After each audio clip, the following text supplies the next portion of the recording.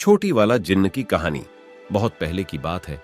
एक गांव में एक कुम्हार और उसकी बीवी रहते थे। कुम्हार स्वभाव से लालची था, जबकि उसकी बीवी अच्छे स्वभाव की महिला थी। कुम्हार मिट्टी के बर्तन बनाकर अपने घर का गुजारा चलाता था, लेकिन वह इससे संतुष्ट नहीं था। वह ज्यादा पैसे कमाना चाहता था। उसने बड़ी मेहनत से कुछ मिट्टी के बर्तन बनाए, जिसे वह बेचने के लिए शहर चला गया। उसे अब की बार अपने मिट्टी के बर्तनों का अच्छा दाम मिलने की उम्मीद थी, लेकिन अब की बार भी उसको पहले वाला ही दाम अपने बर्तनों के लिए मिल रहा था। उसने उसी दाम में अपने सभी बर्तन बेच दिए। बर्तन बेचने के बाद शाम हो गई थी। वह उसके बाद अपने घर के लिए निकला, लेकिन जाते जाते रात हो गई। घर जाने के लिए उसको एक जंगल से होकर गुजरना पड़ा।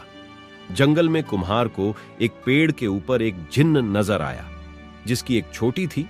पहले तो वह जिन्न को देखकर डर गया, लेकिन तभी उसको अपनी दादी की याद आई, जो उसको जिन्न के बारे में बताती थी कि यदि जिन्न की छोटी हाथ में आ जाए तो वह सब इच्छा पूरी कर देता है। कुम्हार ने एक तरकीब सोची और जिन्न को बोला, मुझे एक परी मिली थी।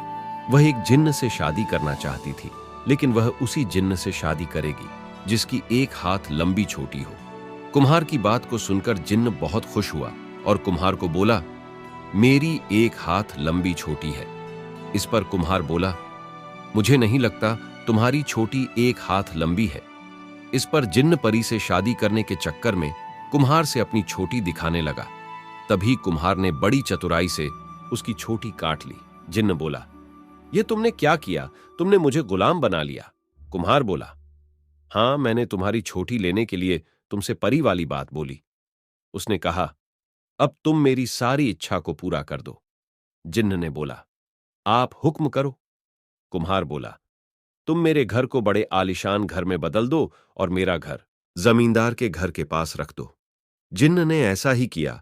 उसका घर जमींदार के घर के पास रख दिया और उसका घर जमींदार के घर से भी अच्छा हो गया।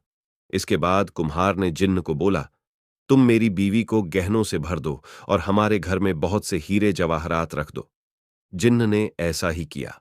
जब कुम्हार ने घर जाकर देखा तो वह बहुत खुश हुआ। कुम्हार ने घर जाकर अपनी बीवी को सारी बात बताई। कुम्हार की बीवी को किसी को कैद करना अच्छा नहीं लगा। कुम्हार ने जिन्न की छोटी को एक घर के एक बर्तन के अंदर छुपा दिया। इसके बाद कुम्हार और उसकी बीवी के दिन पूरी तरह से बदल गए। जमींदार की बीवी और अन्य गांव की महिलाएं कुम्हार की बीवी के गहने देखने के लिए आने लगे। कुछ दिनों के बाद दिवाली आने लगी तो कुम्हार की बीवी कुम्हार को घर की साफ सफाई करने को बोलने लगी। कुम्हार ने कहा, हमको घर की साफ सफाई करने की क्या जरूरत है? हम यह जिन्न से करवा सकते हैं। इसके बाद उसने ताली बजाई और जिन्न हाजिर हो गया। कुम्हार ने जिन्न को पूरे घर की सफाई करने को बोला। इसके बाद जिन्न घर की सफाई करने लगा। जिन्न से सफाई करते हुए वह बर्तन गिर गया, जिसमें जिन्न की छोटी थी। जिन्न ने छोटी को उठा लिया। कुम्हार ने उसको यह करते हुए देख लिया। कुम्हार ने छोटी मांगी, लेकिन जिन्न इतना बेवकूफ नहीं था। उसने कुम्हार को छोटी नहीं दी और बोला, तुमने चालाकी से मेरी छोटी लेकर मुझे गुलाम बना लिया था, लेकिन अब मैं तुम्हारी जो पहले हालत थी वही हालत कर दूंगा। यह कहकर जिन्न ने कुम्हार का घर वैसा ही कर दिया जैसा पहले था और उनके सारे गहने भी ले लिए। कुम्हार इससे बहुत दुखी हो गया।